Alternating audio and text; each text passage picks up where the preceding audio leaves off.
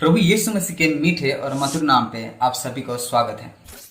बहुत सारे लोग बाइबल को बिना पढ़े, बाइबल को बिना जाने, कुछ विभिन्न प्रकार की किताबों को पढ़ के ये समझते हैं कि वो बाइबल के ऊपर महारत हासिल किए हैं और बाइबल के खिलाफ वीडियोस भी बनाते हैं। लेकिन जब हम उनके क्लेम्स या दावों को जब टोलते हैं, हम ये पाते हैं कि वो लोग झूठे हैं और झूठ फैलाने का काम करते हैं। ऐसे ही झूठ फैलाने का काम एक YouTube चैनल शिव शक्ति कर रही है, जो कि आज हम उनका वीडियो देखेंगे और उनके झूठ का पर्दाफाश करेंगे और उनके हर एक सवाल का जवाब देंगे धीरे धीरे आने वाले दिनों में। लेकिन इस वीडियो में हम एक छोटा सा क्लिप को प्ले करेंगे। तो आज मेरा सवाल है, अगर सच में ये 4 आई विटनेसेस है, यीशु को क्रूज पर चढ़ाते वक्त उस समय वही मौजूद थे, तो इन चारों के बातों में परस्पर विरोध क्यों है? जैसा कि आपने इस वीडियो को देखा कि ये दावा कर रही है कि अगर मत्ती, मरकुस, लूका और यूहन्ना उसी जगह पे मौजूद थे तो इनमें विरोधाभास क्यों है। सबसे पहला झूठ इनका ये है कि यूहन्ना की तरह मत्ती, मरकुस, लूका भी उसी जगह पे मौजूद थे, एग्जैक्ट आई विटनेस की तरह। बाइबल में आपको कहीं पे भी ये नहीं मिलेगा कि चारों उस जगह पे मौजूद थे। हाँ, बाइबल ये जरूर कहता है कि यूहन्ना एक ऐसा व्यक्ति था जो कि यीशु मसीह क्रूस पे टांगा गया था उस समय में उस जगह में था। लेकिन आपको कहीं पे भी ये नहीं मिलेगा कि मत्ती, मरकुस और लूका हर एक समय में, हर एक जगह में यीशु मसीह के साथ थे। अगर ये तीनों मत्ती, मरकुस और लूका हर एक जगह में, हर एक स्थान पे यीशु मसीह के साथ नहीं थे, तो किस तरह से वो अपना पत्र लिख रहे हैं। 2nd सेंचुरी में पापियस नामक एक चर्च हिस्टोरियन है। उनका कहना यह है कि मरकुस जो है वो पत्रस के शब्दों को वर्णन करता है और अपने पत्र लिखता है। लूका अपने पत्र में वो साफ साफ इस तरह से कहते हैं कि वो हर एक डिटेल को इन्वेस्टिगेट करके लिखते हैं और थियोफिलस को लिखते हैं। मैथ्यू जो है वो मरकुस की किताब को एज ए सोर्स यूज करता है और वो अपने पत्र को यहूदी लोगों को लिखता है।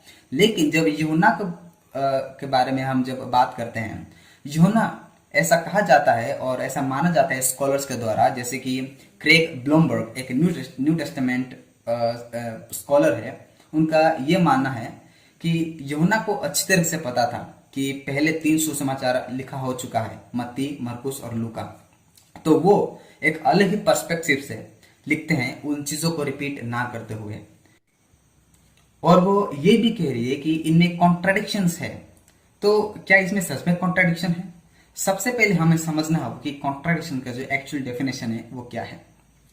कॉन्ट्राडिक्शन का जो एक्चुअल डेफिनेशन है वो ये है, अगर एक बात को एक संदर्भ में, एक समय में अलग अलग दो विपरीत तरीके से बोला जाए तो उसको हम कॉन्ट्राडिक्शन या विरोधाभास कहते हैं।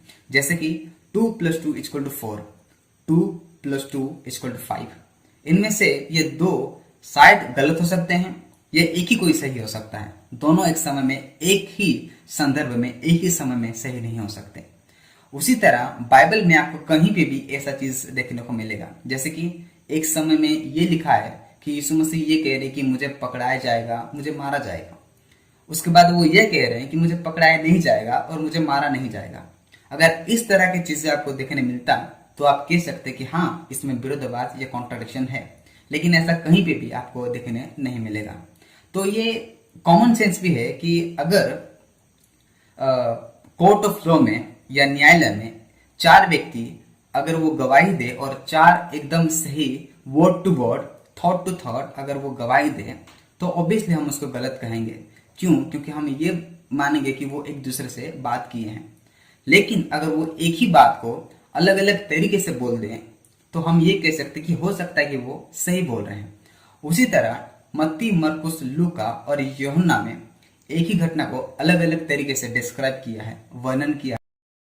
तो मत्ती, मरकुस, लूका और यूहन्ना में जिस तरह का हमें डिफरेंस देखने मिलता है, वो ये कोई नया बात नहीं था। उस समय में बहुत साधारण और बहुत कॉमन था। पहले और 2nd सेंचुरी में प्लूटार्क नामक एक हिस्टोरियन बहुत सारे ऐसे बायोग्राफीज लिखते हैं। उन बहुत सारे बायोग्राफीज में वो 9 बायोग्राफी इस तरह से लिखते हैं, वो एक ही कहानी को अलग अलग तरीके से लिखते हैं उन 9 बायोग्राफीज में। लेकिन हम जब इनका पढ़ते हैं, प्लूटार्क और गॉस्पेल्स का डिफरेंसेस को जब देखते हैं, तब हम ये समझते हैं कि ये उस समय में बहुत आम बात था, ये कोई नया चीज नहीं था। तो आइए हम वो सेकंड क्लिप देखते हैं। के लिए यीशु को क्रूस पर चढ़ाने से पहले क्या हुआ? जब यीशु को पता चला कि राजा के सैनिक आ रहे हैं उनको ले जाने, तब यीशु का रिएक्शन जो था उसके बारे में ये चार बंदे चार तरीके से लिखे हैं। अगर ये चारों आई विटनेसेस हैं, वही मौजूद थे, तो यीशु का क्रूस वाला परिस्थिति को चारों अलग अलग तरीके से क्यों लिखे हैं? मत्ती सुसमाचार, मरकुस सुसमाचार और लूका सुसमाचार में लिखा कि यीशु क्रूस के वक्त डर के मारे कहीं जाकर छिप जाता है, बहुत डर जाता है। अरे बाप रे, सैनिक मुझे ढूंढ रहे हैं।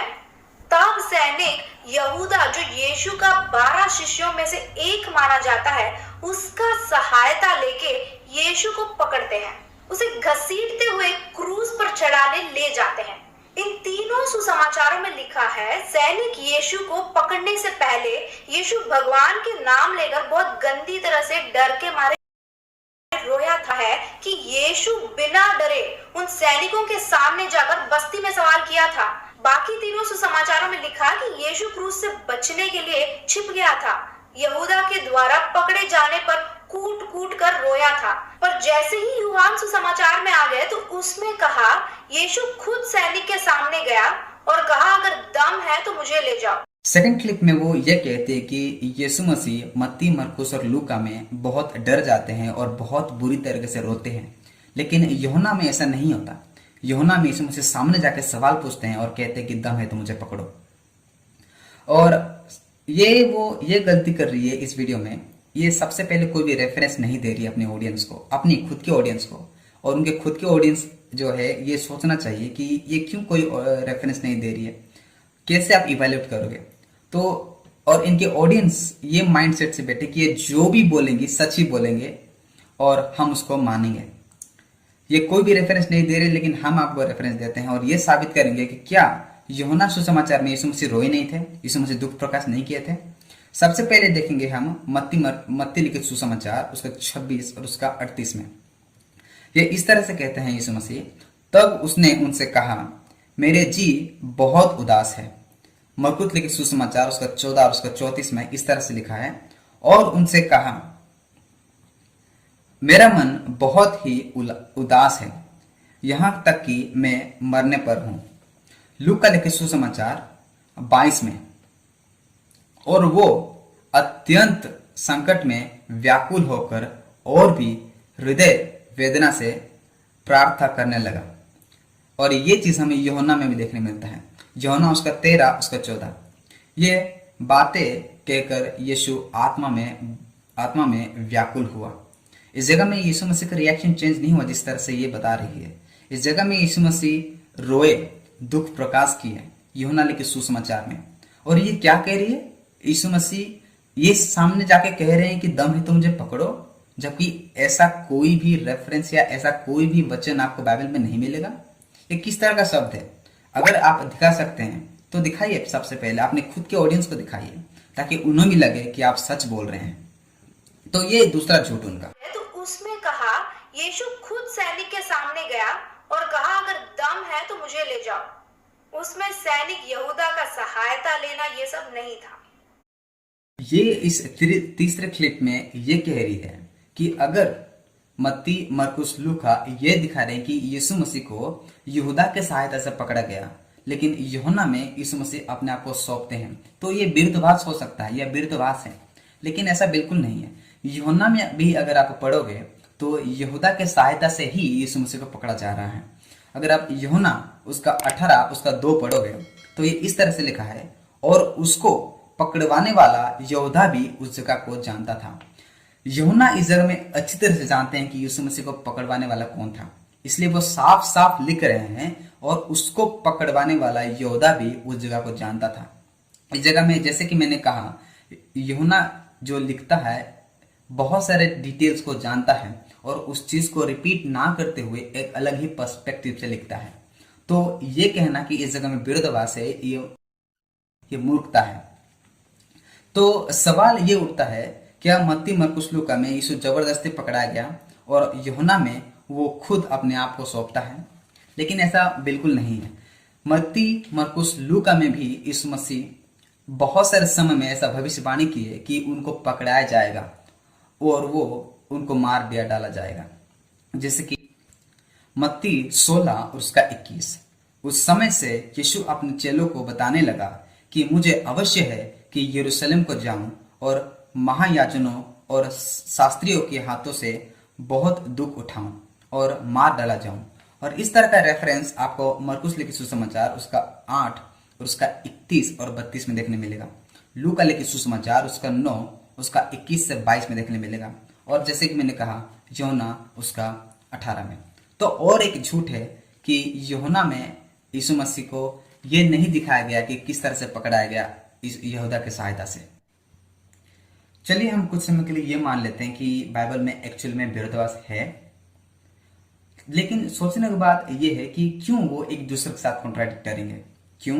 क्योंकि उनको मारा गया, उनको समाज से निकाल दिया गया, उनको बहुत सताव आया। एक व्यक्ति क्यों झूठ बोलेगा जबकि उनका कोई फायदा नहीं? और फायदा क्या हुआ उनको अपना जान से हाथ धोना पड़ा, कुछ फायदा नहीं हुआ। इससे लगता है कि वो लोग एक दूसरे की झूठ बोल रहे हैं। चलिए हम ये भी मान लेते हैं कि वो लोग झूठ बोल रहे हैं, तो क्यों यीशु मसीह के जो दुश्मन थे वो लोग क्यों उनको सामने आकर नहीं बोले कि तुम लोग जो लिख रहे हो वो गलत लिख रहे हो? ऐसा क्यों? हमारे पास कोई भी सबूत नहीं है। अगर सच में अगर बाइबल कॉन्ट्रडिक्शन भी है तो भी इससे क्रिश्चियनिटी गलत साबित नहीं होता है। क्यों? क्योंकि क्रिश्चियनिटी का जो फाउंडेशन है या जो न्यू है वो ये नहीं है कि बिब्लिकल इनरेसी या बाइबल आपको 100% accurately word to word thought to thought आपको दिया जाएगा। जबकि पौलुस साफ साफ कहता है कि अगर मसीह मुर्दों में से जिंदा नहीं उठा है तो हमारा विश्वास व्यर्थ है। इस बात पे क्रिश्चियनिटी टिका हुआ है। तो अगर हमारे पास बाइबल में कॉन्ट्राडिक्शन है तो भी क्रिश्चियनिटी गलत साबित नहीं है। अगर बाइबल में कॉन्ट्राडिक्शन नहीं है तो भी क्रिश्चियनिटी गलत साबित नहीं है। तो आप इस तरफ जाइए या इस तरफ जाइए, क्रिश्चियनिटी सही है। तो इनके पूरे आर्गुमेंट्स को इवैल्यूएट करने के बाद ये पता चलता है कि ये झूठ बोलती है, कॉन्ट्राडिक्शन का प्रॉपर डेफिनेशन नहीं पता है, कोई भी रेफरेंस नहीं दे रही है, बाइबल को अच्छे से नहीं जान रही है और अच्छे से प्रेजेंट नहीं कर रही है। और इनके पूरे आर्गुमेंट्स को हम एक ही शब्द में वर्णन कर सकते हैं, वो है इलॉजिकल आर्गुमेंट। आगे आने वाले दिनों में हम इस तरह के वीडियोस या इस तरह के दावों को झूठा साबित करते रहेंगे। तब उसके लिए हमारे इस चैनल को सब्सक्राइब कीजिए, वीडियो को लाइक कीजिए और ज्यादा से ज्यादा इसको शेयर कीजिए। Thank you very much. God bless you.